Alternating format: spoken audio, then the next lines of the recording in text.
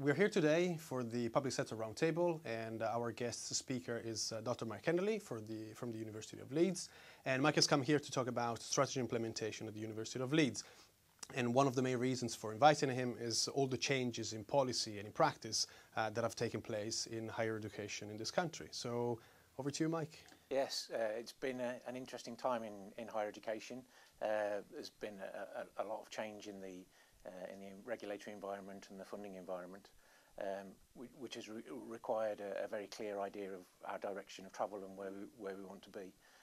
We developed a strategy when the current Vice-Chancellor joined the university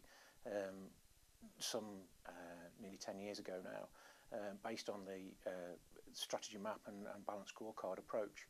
And that really defined what we're trying to achieve as a university and where we want to be, that can then be communicated very clearly across the institution with a scorecard of measures to help us understand how we're progressing in comparison to other organisations.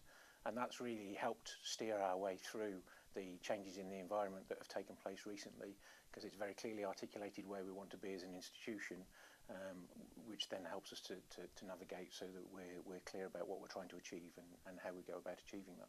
And introducing these tools like scorecards and strategy maps, how was it for you? I mean, trying to do it in an environment in which you wouldn't really think that would actually accommodate such a perspective. How was it?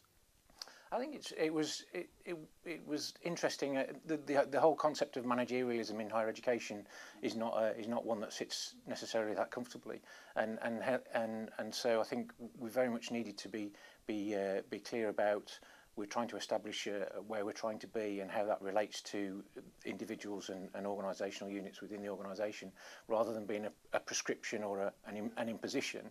We're trying to help people develop and make it consistent with all of the stakeholders, including staff, students, external regulators and funders of our research. So trying to ensure that we fully consult and ensure that all groups have an opportunity to participate in the development of the strategy, and that's communicated in a way that shows that it's pointing us in the direction we want to travel and what we're trying to achieve as an organisation, to which everybody's had an opportunity to contribute, has been really important, and it's not a managerialist imposition. So it's much more about involving stakeholders, providing direction, and then as a consequence you might have a measurement system. Absolutely.